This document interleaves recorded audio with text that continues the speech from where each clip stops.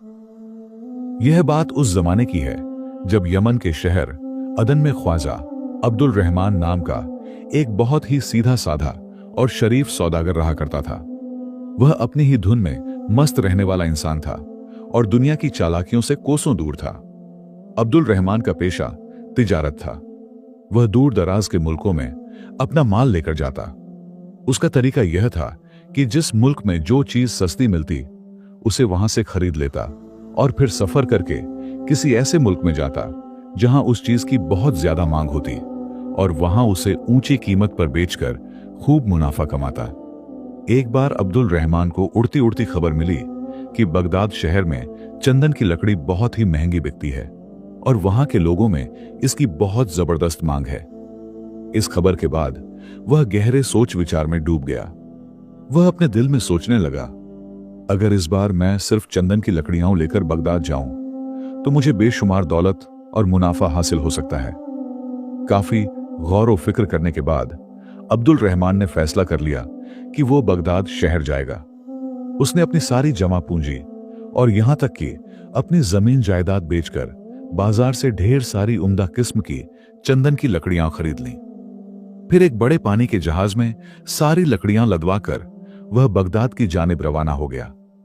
तकरीबन एक हफ्ते के लंबे और थका देने वाले समुद्री सफर के बाद उसका जहाज बगदाद की बंदरगाह पर जा लगा। अब्दुल रहमान बहुत समझदार था। उसने सोचा, अनजान शहर में एकदम से माल उतारना ठीक नहीं होगा।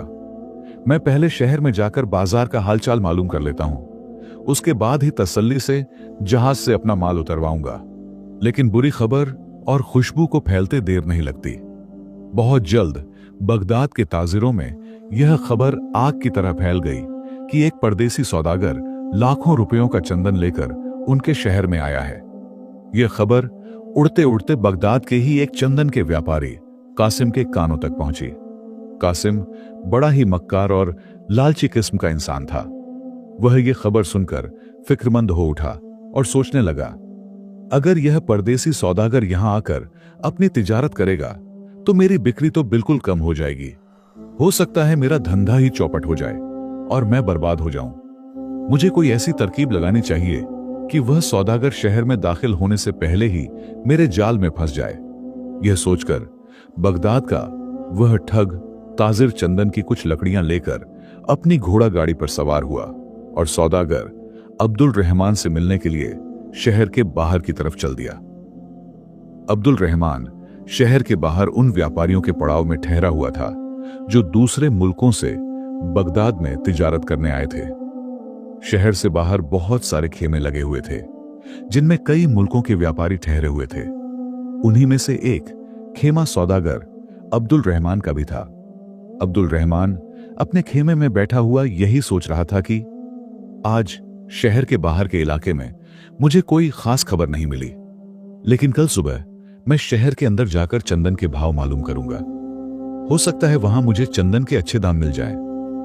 दूसरी तरफ उस मक्कार कासिम ने अब्दुल रहमान के खेमे के बिल्कुल पास अपना तंबू गाड़ लिया और जब रात हुई और अंधेरा छाया तो उसने अपनी चाल चली। उसने अपने डेरे में रोटियां पकाने का नाटक करते हुए चूल्हे में चंदन की लकड़ियां जलाना शुरू कर दी। जैसे ही चंदन जला, उसकी भीनी भीनी खुशबू हवा में फैली और सौदागर अब्दुल रहमान की नाक तक पहुंची।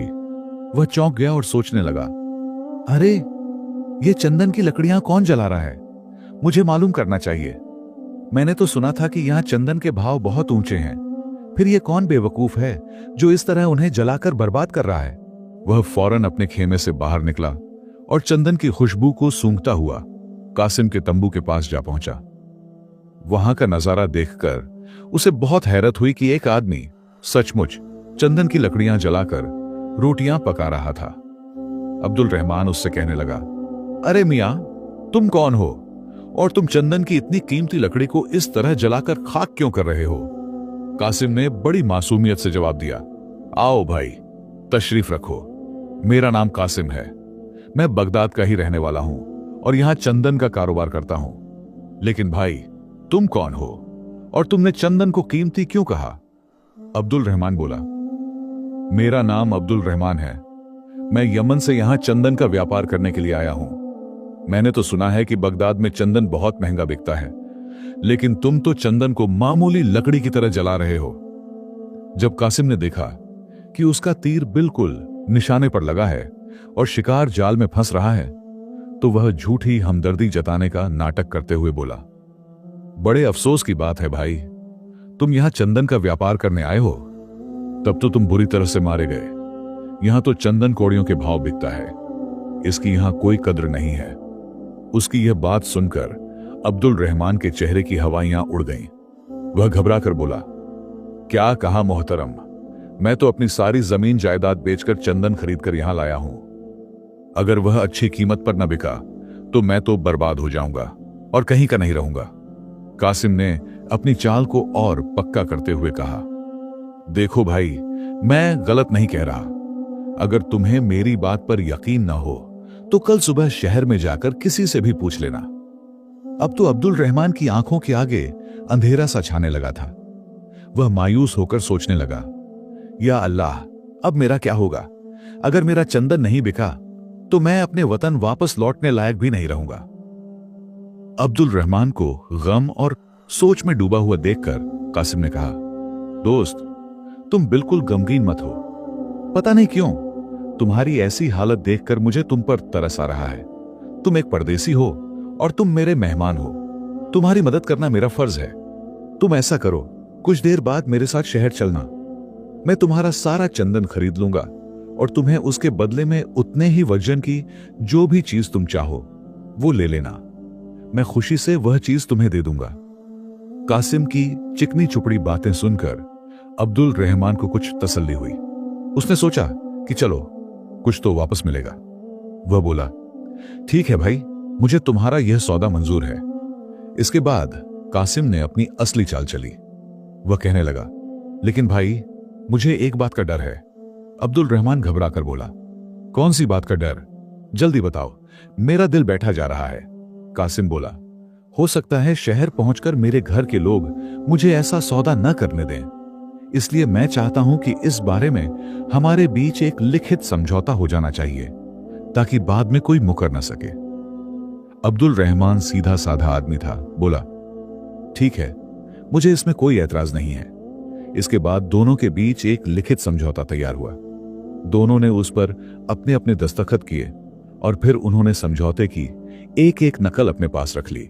बाद में कासिम कहने लगा, चलो भाई, मेरे पास घोड़ा गाड़ी है, उसी से नगर में चलते हैं। वहां पर मैं तुम्हें एक सराय में ठहरा दूंगा और 1-2 दिन में तुमसे सारा चंदन लेकर उतने ही वजन की तुम्हें तुम्हारी मुंहमांगी चीज दे दूंगा। अब्दुल रहमान ने एहसान मानते हुए कहा, तुम्हारा बहुत बहुत शुक्रिया दोस्त, मैं तुम्हारा यह एहसान कभी नहीं भूलूंगा। इसके बाद कासिम ने अपना सारा सामान घोड़ा गाड़ी पर रखवाया और अब्दुल रहमान को लेकर शहर की तरफ चल दिया। शहर में पहुंचकर कासिम ने अब्दुल रहमान को एक सराय में ठहरा दिया और अगले दिन मिलने का वादा करके वहां से रफू चक्कर हो गया।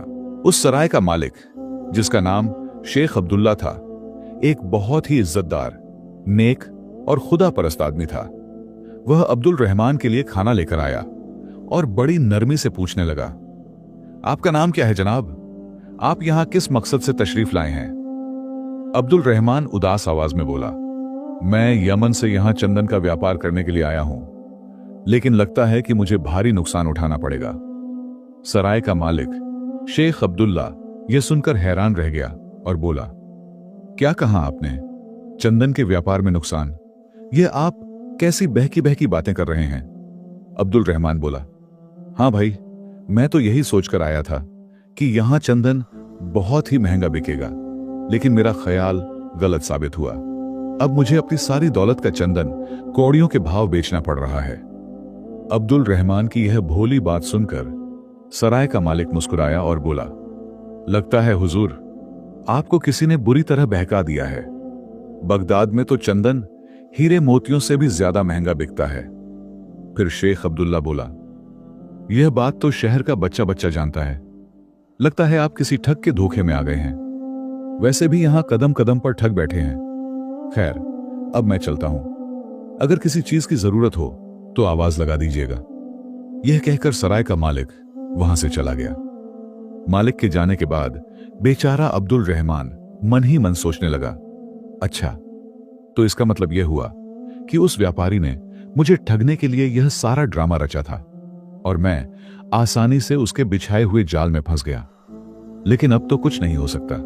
मैंने कई लोगों के सामने उसके साथ लिखित समझौता जो कर लिया है। कहानी में आगे बढ़ने से पहले आप लोगों से एक छोटी सी दरख्वास्त है कि अगर आप लोगों को हमारी ये कहानियां अच्छी लगती हों तो हमारे चैनल को सब्सक्राइब जरूर से करें। शुक्रिया।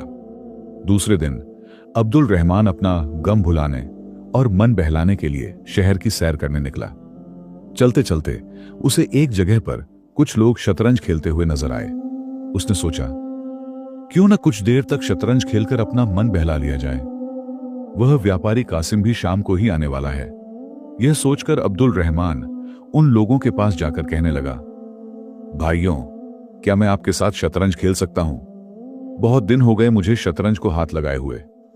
अगर हार जीत की बाजी में कोई शर्त भी हो तो वो भी मुझे मंजूर है। उन लोगों में से एक चालाक आदमी जिसका नाम मिर्जा था, उसने कहा, भाई, हम तो एक ही शर्त पर खेलते हैं कि हारने वाले आदमी को जीतने वाले आदमी के हुक्म का पालन करना पड़ेगा। अगर मंजूर हो तो बैठ जाओ। किसी ने सच ही कहा है कि जब इंसान के बुरे दिन आते हैं तो उसकी अक्ल पर पर्दा पड़ जाता है। अब्दुल रहमान के साथ भी यही हुआ। उसने बिना सोचे समझे उन लोगों की शर्त को मान लिया और उनके साथ शतरंज खेलने को तैयार हो गया। नतीजा यह हुआ कि अब्दुल रहमान शतरंज में बुरी तरह हार गया और साथ ही साथ वह शर्त भी हार गया। अब्दुल रहमान बोला, ठीक है भाई, मैं हार गया। बोलो, अब तुम्हारा क्या हुक्म है? जीतने वाले आदमी मिर्जा ने कहा, मेरा हुक्म यह है कि तुम्हें पास में ही मौजूद समुद्र का सारा पानी पीना पड़ेगा। यह सुनकर अब्दुल रहमान का मुंह खुला का खुला रह गया। वह हक्का बक्का रह गया और फिर गुस्से में आकर कहने लगा, यह तुम क्या बक रहे हो? भला इस नामुमकिन बात को कौन पूरा कर सकता है? कोई इंसान समंदर कैसे पी सकता है? जीतने वाला मिर्जा बोला, तुम्हें शर्त के मुताबिक मेरे हुक्म का पालन करना ही होगा, वरना सजा भुगतने के लिए तैयार हो जाओ। खेल को देखने के लिए जमा हुए बाकी लोग, जो असल में मिर्जा के ही साथी थे, वे भी मिर्जा की हां में हां मिलाने लगे और कहने लगे, हां हां, मिर्जा बिल्कुल ठीक कहता है। वादे के मुताबिक तुम्हें इसके हुक्म का पालन करना ही होगा। इस बात को लेकर उन लोगों और अब्दुल रहमान के बीच में झगड़ा होने लगा। देखते ही देखते वहां पर बहुत ज्यादा भीड़ इकट्ठी हो गई। उस भीड़ के अंदर एक काना आदमी भी मौजूद था जिसका नाम बशीर था। वह सोचने लगा, यह अच्छा मौका है, ऐसी सोने की चिड़िया दोबारा हाथ नहीं लगेगी। वह काना आदमी बशीर आगे बढ़ा और अब्दुल रहमान का गिरेबान पकड़कर कहने लगा, भाइयों, यह मक्कार आपकी बात हरगिज नहीं मानेगा, क्योंकि मैं इसे अच्छी तरह से जानता हूं। अच्छा तो यही होगा कि आप इसे सैनिकों के हवाले करके कोतवाल के पास ले जाओ। वहां मौजूद लोग पूछने लगे, तुम कौन हो और तुम इसे कैसे जानते हो? वह एक आंख वाला आदमी बोला, भाइयों, यह एक मक्कार ठग है। इसने मुझे अपनी मीठी मीठी बातों में फंसाकर मेरी एक आंख चुरा ली और मैं सिर पीट कर रह गया। बाकी लोगों ने हैरानी से कहा, क्या सचमुच? वह बोला, और नहीं तो क्या, तभी तो मैं काना हो गया। उस काने आदमी की बात सुनकर अब्दुल रहमान बुरी तरह से घबरा गया और सोचने लगा, या अल्लाह, अब यह कौन सी नई मुसीबत गले पड़ गई? भला कोई आंख भी चुरा सकता है? जबकि वह काना आदमी रो रो कर लोगों से कह रहा था, भाइयों, मेरी वह आंख भी ठीक वैसी ही थी जैसी कि इस आदमी की है। पहले यह आदमी काना था और फिर इसने मेरी एक आंख चुराकर अपनी आंख की जगह पर लगा ली और मुझे बदसूरत बना दिया। खुदा के लिए आप लोग इससे मुझे मेरी आंख वापस दिलवा दीजिए। काने आदमी का इतना कहना था कि भीड़ गुस्से से चिल्ला उठी, निकाल लो, इस मक्कार आदमी की आंख निकाल लो और उसे उसके असली मालिक को दे दो। हां हां, निकाल लो, इसकी यही सजा है। अब्दुल रहमान चिल्लाया, रुक जाओ आप लोग, ये आदमी झूठ बोल रहा है, मैंने इसे पहले कभी देखा भी नहीं है। तभी भीड़ में से एक और आदमी उठा जिसका नाम फिरोज था। वह बोला, ठहरो भाइयों, इसकी एक आंख निकालने के साथ साथ मेरा भी इंसाफ करो। अब्दुल रहमान की तरफ बढ़ती हुई भीड़ रुक गई और उस आदमी से पूछने लगी, क्या हुआ? इसने तुम्हारे साथ भी कोई चालाकी की है क्या? वह बोला, हां भाइयों, इस मक्कार ने कुछ दिन पहले मुझसे मेरा लोहे का पाजामा ठग लिया। कृपया करके इस आदमी की आंख के साथ साथ मेरा लोहे का पाजामा भी इससे दिलवाने में मेरी मदद करो। उस आदमी का इतना कहना था कि भीड़ ने अब्दुल रहमान को पकड़ लिया और उसकी पिटाई शुरू कर दी। लोग उससे काने की आंख और लोहे का पाजामा की मांग करने लगे। बेचारा अब्दुल रहमान चक्कर खाकर रह गया और अपनी बदकिस्मती पर रोने लगा। भीड़ के हाथों बचने का उसे कोई उपाय नहीं सूझ रहा था। भीड़ में मौजूद सभी लोग कह रहे थे कि काने की आंख वापस करो, वरना हम तुम्हें जान से मार डालेंगे। बताओ, उस भले आदमी का लोहे का पाजामा कहां है, वरना तुम हमारे हाथों से बचोगे नहीं। अब्दुल रहमान सोचने लगा, हे खुदा, यह तुमने मुझे किस मुसीबत में फंसा दिया। अब मेरी मदद करो। खुदा को जैसे उस पर तरस आ गया और उसने अब्दुल रहमान की फरियाद सुन ली। मदद के लिए सराय के मालिक शेख अब्दुल्ला को वहां पर भेज दिया। शेख अब्दुल्ला ने अब्दुल रहमान को पिटते हुए देखा तो सोचने लगे, अरे यह तो वही भला इंसान है जो कल से मेरी सराय में आकर ठहरा हुआ है। लोगों ने मार मारकर इसकी क्या हालत कर दी। मुझे इसकी मदद करनी चाहिए। पता नहीं परदेश में आकर यह किस मुसीबत में फंस गया है। सराय के मालिक ने तुरंत आगे बढ़कर भीड़ को खामोश किया और उनसे सारी बात पूछी। असलियत जानने के बाद उन्हें समझते देर न लगी कि अब्दुल रहमान ठगों के जाल में फंस चुका है और यह सभी ठग उसे अलग अलग तरीके से लूटना चाहते हैं। सब कुछ समझने और पूछने के बाद वो भीड़ से बोले, सुनो भले आदमियों, ये आदमी बहुत मार खा चुका है। ये मुसाफिर है और मेरी सराय में ठहरा हुआ है। अब इसे आप मेरी जमानत पर छोड़ दीजिए। आप लोग जब कहेंगे, जिस हालत में कहेंगे, मैं इसे अदालत में पेश कर दूंगा। सराय के मालिक शेख अब्दुल्ला की ईमानदारी और नेकी की पूरे शहर में चर्चा थी, इसलिए भीड़ ने उनकी बात मान ली और सब अपने अपने घर चले गए। सराय का मालिक अब्दुल रहमान से कहने लगा, आओ भाई, हम भी सराय में चलते हैं। वहां पहुंचकर मैं तुम्हारी मरहम पट्टी कर दूंगा। अगर मैं समय पर नहीं आता तो न जाने यह लोग तुम्हारी क्या हालत करते। सराय पहुंचकर शेख अब्दुल्ला ने सबसे पहले अब्दुल रहमान के जख्मों पर दवा लगाई और फिर बोले, सुनो भाई, यह शहर ठग और बदमाशों से भरा पड़ा है और तुम उनके जाल में बुरी तरह से फंस चुके हो। लेकिन तुम एक भले आदमी हो, इसलिए इस मुसीबत से छुटकारा पाने का एक उपाय मैं तुम्हें बता सकता हूं। मेरी बात को ध्यान से सुनो। इस शहर में जितने भी ठग और बदमाश हैं, उन सब का एक उस्ताद है जो आंखों से अंधा है।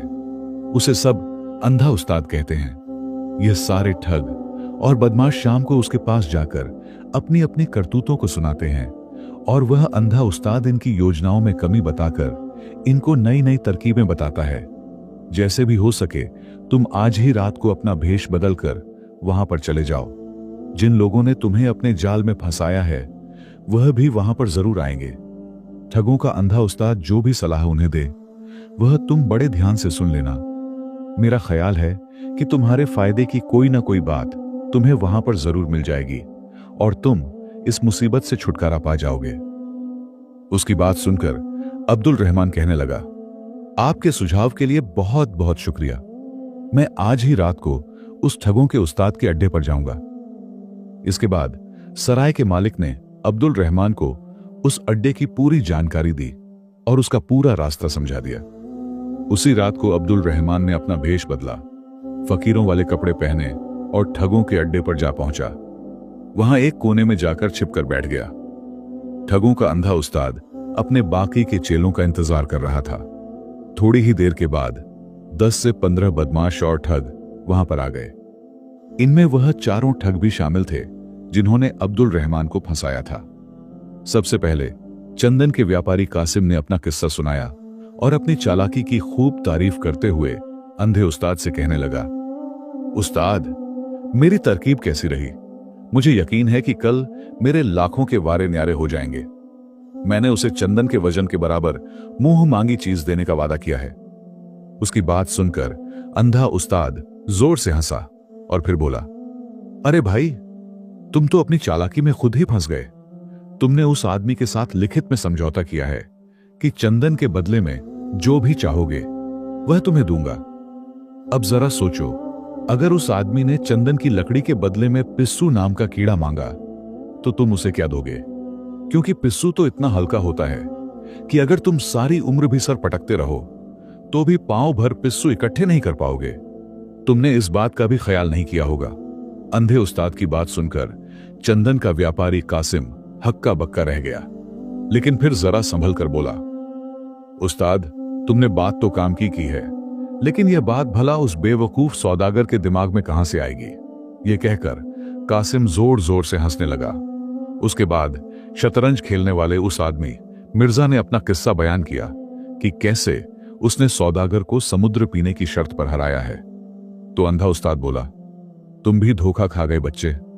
अगर उस आदमी ने तुमसे यह कहा कि शर्त के मुताबिक मैं सारे समुद्र का पानी पीने को तैयार हूं, लेकिन पहले तुम्हें उन तमाम दरियाओं और नदियों को बंद करना होगा जो हर वक्त समुद्र में गिरती रहती हैं और पानी को बढ़ाती रहती हैं, ताकि मैं आराम से पानी पी सकूं, तो तुम क्या करोगे? क्या तुम नदियां रोकने जाओगे? शतरंज जीतने वाला मिर्जा भी अपने उस्ताद की बात सुनकर चुप हो गया। वह बोला, मैंने तो यह सोचा ही नहीं था। उसके बाद तीसरे ठग यानी उस काने आदमी बशीर ने अपनी चालाकी की कहानी सुनाई। उस्ताद, मैंने उस आदमी पर अपनी एक आंख चुराने का इल्जाम लगाया है और मुझे यकीन है कि वह मुझे मेरी आंख नहीं दे पाएगा और इसके बदले में मैं खूब सारा धन उससे ऐंठ लूंगा। अंधा उस्ताद बोला, अरे बेवकूफ, यह झूठा चोरी का इल्जाम लेकर तुम कोतवाल की कचहरी में मत जाना, वरना तुम ही मुसीबत में पड़ जाओगे। मान लो उस आदमी ने कह दिया कि वह तुम्हें तुम्हारी दूसरी आंख देने को तैयार है, लेकिन उसे तुम्हारी दूसरी आंख भी चाहिए होगी ताकि वह तुम्हारी एक आंख से पहले वाली आंख को मिला सके और तौल सके। अगर दोनों आंखें एक जैसी हुई तो वह तुम्हारी आंख भी लौटा देगा, वरना तुम्हारा दावा झूठा साबित हो जाएगा। फिर तुम क्या करोगे? क्या अपनी दूसरी आंख भी निकलवाओगे? अंधे उस्ताद की बात सुनकर काने आदमी के होश उड़ गए। वह सोचने लगा, अरे बाप रे, कहीं इस चक्कर में मेरी दूसरी आंख भी न चली जाए। फिर सबसे आखिर में लोहे के पाजामे वाला ठग फिरोज अपनी मक्कारी भरी करतूत सुनाने लगा और हंसता हुआ बोला, मैं भी कोतवाल की कचहरी में यही कहूंगा कि अगर वह मुझे लोहे का पाजामा न दे सका तो उसके बदले में मुझे 10,000 सोने के सिक्के दिलवाए जाएं। उस्ताद, मेरे ख्याल से मेरी तरकीब में कोई कमी नहीं निकाल सकता। उस्ताद बोला, तुम्हारी योजना भी गलत है। अगर वह आदमी यह कह दे कि वह तुम्हें लोहे का पाजामा सिलकर देने को तैयार है, लेकिन उसे सिलने के लिए पहले लोहे का धागा चाहिए, तो फिर तुम क्या करोगे? धागा कहां से लाओगे? यह सुनकर वह सोचने लगा, अरे मेरा तो सारा प्लान उस्ताद ने बिगाड़ दिया। इसके बाद वह चारों ठग आपस में सलाह मशवरा करने लगे और अपने उस्ताद से बोले, उस्ताद जी, वह सौदागर तो एक नंबर का बेवकूफ आदमी है। भला ऐसी अक्लमंदी की बातें उसके दिमाग में कहां से आएंगी? हम तो कल ही कोतवाल की कचहरी में जाएंगे और उस पर अपना अपना दावा पेश कर देंगे। ऊपर वाले की मर्जी जो भी होगी देखा जाएगा। उस्ताद ने कहा, तुम्हारे बयानों और तुम्हारी योजनाओं में जो कमी थी वह मैंने तुम सबको बता दी। अब तुम्हारी जैसी मर्जी वैसा करो। व्यापारी अब्दुल रहमान अपनी जगह पर छिपा हुआ खामोशी से सब कुछ सुन रहा था। उसके बाद सारे ठग और बदमाश अपने अंधे उस्ताद से विदा लेकर वहां से चलने लगे तो अब्दुल रहमान उन्हीं की भीड़ में शामिल होकर वहां से बाहर निकल गया। वह सोचने लगा, सराय के मालिक ने जो मुझे बताया था वह उपाय तो बहुत ही कामयाब रहा। अब मैं इन सबको मजा चखाऊंगा। खुदा का लाख लाख शुक्र है कि मेरा पैसा डूबने से बच गया। इसके बाद वह मौका देखकर उन लोगों से अलग हो गया और सराय पहुंचकर उसने सारी बात सराय के मालिक को सुनाई। सराय के मालिक ने चैन की सांस ली। अगले दिन चंदन का व्यापारी कासिम, जो कि असल में एक ठग था, वह अब्दुल रहमान के पास आया। अब्दुल रहमान ने उसे चंदन की लकड़ियां देने से साफ साफ मना कर दिया। यह सुनकर ठग कासिम कहने लगा, अरे धोखेबाज, तुमने मेरे साथ लिखित समझौता किया है। ठीक है, अब मैं तुम्हें कोतवाल की कचहरी में ही देखूंगा। और फिर वह पैर पटकता हुआ वहां से चला गया। 2 दिन के बाद अब्दुल रहमान सराय के मालिक शेख अब्दुल्ला को साथ में लेकर कोतवाल की कचहरी में हाजिर हुआ। सबसे पहले सौदागर कासिम का मामला कोतवाल के सामने पेश किया गया। सारी बातों को ध्यान से सुनने के बाद कोतवाल ने अब्दुल रहमान से पूछा, अब्दुल रहमान, तुम्हारे ऊपर कासिम ने जो आरोप लगाया है, क्या तुम उसकी सफाई में कुछ कहना चाहते हो?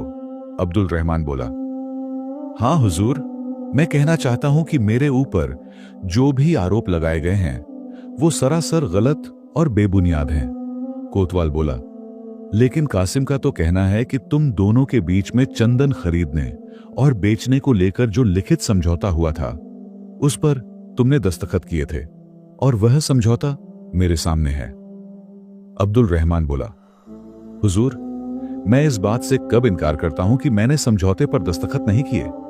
मैं तो इस समझौते के अनुसार कासिम को चंदन की सारी लकड़ियां देने को तैयार हूं, लेकिन यही समझौते में लिखी हुई बात से मुकर रहा है और मुझे मेरी मांगी हुई चीज देने को तैयार नहीं है।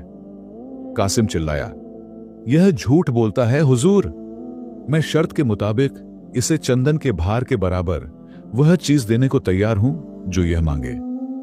तब अब्दुल रहमान ने अपनी चाल चली और कहा, तो तुम चंदन की लकड़ियों के वजन के बराबर मुझे पिस्सू लाकर दे दो। यह सुनते ही कासिम के होश उड़ गए। अंधे उस्ताद ने जो कहा था वह बात सच हो गई। वह गिड़गिड़ाते हुए कोतवाल से बोला, हुजूर, मैं इतने पिस्सू कहां से लेकर आऊंगा? वह तो बहुत ही हल्का होता है और उन्हें पकड़ना नामुमकिन है। मुझे माफ कर दीजिए, मैं अपना दावा वापस लेता हूं। कोतवाल ने उसे फटकारते हुए कहा, नहीं, अब तुम ऐसा नहीं कर सकते। तुम्हारी बातों से साफ जाहिर होता है कि तुमने इस भोले भाले व्यापारी को बेकार में ही तंग किया। मैं तुम्हें 10,000 सोने के सिक्कों का जुर्माना लगाता हूं और इस धन में से आधा धन व्यापारी अब्दुल रहमान को दे दिया जाएगा। वो ठग बहुत रोया, गिड़गिड़ाया, लेकिन कोतवाल ने उसकी एक न सुनी और जुर्माने की रकम वसूल करके उसमें से 5,000 सोने के सिक्के अब्दुल रहमान को दिलवा दिए। इसके बाद दूसरे ठग फिरोज की बारी थी। वह डरता कांपता हुआ कोतवाल के सामने आया। उसने लोहे का पाजामा चोरी होने का इल्जाम अब्दुल रहमान पर लगाया। अब्दुल रहमान बोला, हुजूर, यह आदमी बिल्कुल झूठ बोलता है। मैंने इसका लोहे का पाजामा नहीं चुराया। मेरा मानना तो यह है कि लोहे का पाजामा बन ही नहीं सकता, और अगर बन सकता है तो मुझे लोहे का पाजामा सिलने के लिए लोहे का धागा दिलवाया जाए। मैं उस लोहे के धागे से लोहे का पाजामा सिल दूंगा। यह सुनकर लोहे का पाजामा मांगने वाला वह आदमी सोचने लगा, अरे बाप रे, मैं भी अपने जाल में फंस गया। कोतवाल ने कहा, अब्दुल रहमान बिल्कुल ठीक कहता है। असल में अगर लोहे का पाजामा होता है तो तुम इसे लोहे का धागा लाकर दो। वह ठग आगे से कुछ नहीं कह पाया और थर थर कांपने लगा। कोतवाल इंसाफ पसंद होने के साथ साथ बहुत ही कठोर स्वभाव वाला भी था। उसे इस धोखाधड़ी को भांपते हुए देर न लगी। उसने अपनी कचहरी में खड़े हुए सैनिकों को तुरंत आदेश दिया, इस झूठे मक्कार ठग को तुरंत यहां से ले जाकर 50 कोड़े मारे जाएं और 6 महीने के लिए जेल में डाल दिया जाए। वो ठग बहुत रोया धोया, अपने झूठ के लिए माफी मांगने लगा, लेकिन कोतवाल ने उसकी एक न सुनी और फिर सैनिक कोतवाल के आदेश पर उसे पकड़कर वहां से ले गए। अब तीसरे यानी कि उस काने आदमी बशीर का नंबर आया, जो व्यापारी अब्दुल रहमान पर अपनी आंख चुराने का इल्जाम लगा रहा था। कोतवाल ने पूछा, क्यों भाई व्यापारी अब्दुल रहमान, क्या सचमुच तुमने इसकी आंख चुराकर अपनी आंख पर लगा ली? अब्दुल रहमान बोला, हुजूर, यह मेरे ऊपर झूठा इल्जाम है। आप ही सोचिए, भला आंख भी कभी चुराई जा सकती है। फिर भी अगर इसका यह दावा सच्चा है तो मैं अपनी एक आंख इसे देने को तैयार हूं, लेकिन इंसाफ के लिए जरूरी है कि पहले यह अपनी दूसरी आंख निकालकर मेरे सामने रखे, फिर मैं इसकी आंख के साथ अपनी निकाली गई आंख को मिलाऊंगा और तोलूंगा। अगर दोनों आंखें एक जैसी साबित हुई तो मैं इसे अपनी आंख बड़ी खुशी से दे दूंगा, लेकिन ऐसा ना हुआ तो इसे झूठ बोलने की कड़ी सजा दी जाए। अब्दुल रहमान की बात सुनकर वो काना आदमी घबरा गया और एकदम से चिल्लाया, हुजूर, ये आपको बहकाने की कोशिश कर रहा है। इसकी बातों में मत आइए। यह तो मुझे बिल्कुल अंधा कर देना चाहता है। कोतवाल कहने लगा, झूठ और सच का फैसला मैं करूंगा। व्यापारी अब्दुल रहमान का कहना बिल्कुल ठीक है। मालूम पड़ता है इसकी आंख में सचमुच तुम्हारी आंख है। तुम इसे अपनी दूसरी आंख निकाल कर दे दो, दोनों आंखों को मिलाया जाएगा, झूठ और सच का फैसला हो जाएगा। कोतवाल की यह बात सुनकर उस आदमी के होश गुम हो गए। यह सोचकर कि उसकी दूसरी आंख भी चली जाएगी, काना आदमी कोतवाल के पैरों में गिर गया और रहम की भीख मांगने लगा। मुझे माफ कर दीजिए हुजूर, मैं इस पर झूठा आरोप लगा रहा था। मैं अपना अपराध कबूल करता हूं, लेकिन मेरी दूसरी आंख मत निकालिए। उसकी मक्कारी देखकर कोतवाल ने गुस्से में आकर उसे एक जोरदार ठोकर मारी और कहने लगा, दूर हट जाओ पापी, इस आदमी को यहां से ले जाओ और इसे भी 50 कोड़े लगाकर 6 महीने के लिए जेल में डाल दो। फिर सबसे आखिर में शतरंज की शर्त लगाने वाला वो ठग मिर्जा पेश हुआ। उसने बड़ी ही मक्कारी से अपनी सारी बात बताई और फिर बोला, हुजूर, यहां पर गवाही के लिए बहुत सारे लोग मौजूद हैं। आप चाहें तो उनसे पूछ लीजिए कि मैंने शतरंज में जीतकर ही इससे शर्त जीती थी, लेकिन अब यह मेरे हुक्म का पालन नहीं कर रहा। उसकी बात सुनकर कोतवाल ने व्यापारी अब्दुल रहमान से पूछा, अब्दुल रहमान, तुमने शर्त में हारने के बावजूद भी इसके हुक्म का पालन नहीं किया और इसके हुक्म के मुताबिक समुद्र का पानी क्यों नहीं पिया? क्या तुम इस बात से इनकार करते हो कि तुमने शतरंज खेलते समय कोई शर्त नहीं लगाई थी? अब्दुल रहमान बोला, मैंने शर्त लगाई थी हुजूर, और मैं हार भी गया था। मैं इसके हुक्म का पालन करने को भी तैयार हूं और समुद्र पीने को भी तैयार हूं, लेकिन हुजूर, आप इससे कहिए कि पहले उन सारी नदियों और दरियाओं का पानी रुकवा दे जो हर समय समुद्र में गिरती रहती हैं। अगर वह पानी लगातार समुद्र में गिरता रहा तो मैं भला समुद्र को पीकर खाली कैसे कर पाऊंगा? कोतवाल को तो पहले ही इस बात पर संदेह था कि वह एक ठग है और अब्दुल रहमान को ठगने की कोशिश कर रहा है। इसलिए अब्दुल रहमान की अक्लमंदी भरी बात सुनकर कोतवाल मन ही मन बहुत ही खुश हुआ।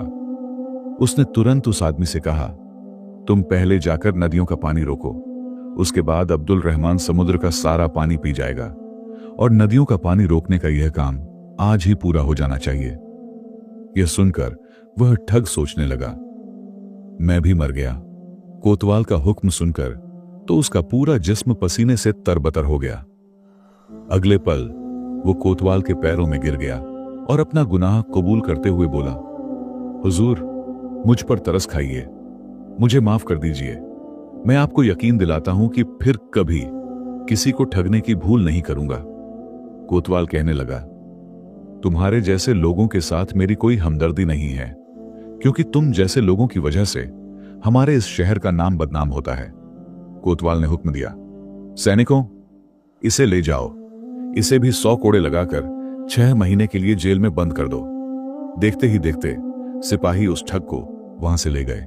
इसके बाद कोतवाल कहने लगा, व्यापारी अब्दुल रहमान, तुम्हारे ऊपर लगाए गए सभी आरोप झूठे और बेबुनियाद साबित हुए, इसलिए मैं तुम्हें बेकसूर ठहराता हूं। अब्दुल रहमान बोला, आपका बहुत बहुत शुक्रिया हुजूर, आपके इस इंसाफ के लिए मैं हमेशा आपका कर्ज रहूंगा। खुदा हमेशा आपको खुश रखे। इसके बाद अब्दुल रहमान सराय के मालिक शेख अब्दुल्ला के साथ खुशी खुशी अपनी सराय में वापस लौट आया और उसने सराय के मालिक का शुक्रिया अदा करते हुए कहा, यह सब कुछ आपकी मेहरबानी से हुआ है। मैं आपका यह कर्ज जिंदगी भर नहीं भूलूंगा। सराय का मालिक बोला, इसमें कर्ज की कोई बात नहीं है भाई, तुम एक सीधे साधे इंसान हो, खुदा ने ही तुम्हारी मदद की है। और फिर कुछ दिन वहां पर बिताने के बाद अब्दुल रहमान ने अपनी सारी चंदन की लकड़ियां बहुत अच्छे दामों पर बेची और खूब सारा मुनाफा कमाकर खुशी खुशी एक दिन जहाज पर सवार होकर अपने शहर अदन की ओर रवाना हो गया। इस कहानी से हमें यह सीख मिलती है कि झूठ, लालच और चालाकी का अंजाम हमेशा बुरा होता है, जबकि सच्चाई, ईमानदारी और अक्लमंदी इंसान को हर मुश्किल से निकाल देती है। चारों ठगों ने अपनी अपनी चालों से अब्दुल रहमान को फंसाने की कोशिश की, लेकिन उसकी समझदारी और कोतवाल की इंसाफ पसंदी ने सच को सामने ला दिया। इससे यह भी पता चलता है कि बेगुनाह इंसान को अल्लाह भी मदद पहुंचाता है और जो दूसरों को नुकसान पहुंचाने के लिए गलत रास्ता अपनाते हैं वे अंत में अपनी ही चाल में फंस जाते हैं। अगर आप लोगों को हमारी ये कहानी अच्छी लगी हो तो वीडियो को लाइक करें, शेयर करें और कमेंट बॉक्स में अपनी कीमती राय का इजहार जरूर करें और हमारे YouTube चैनल AMS वॉइस को सब्सक्राइब करना न भूलें। शुक्रिया।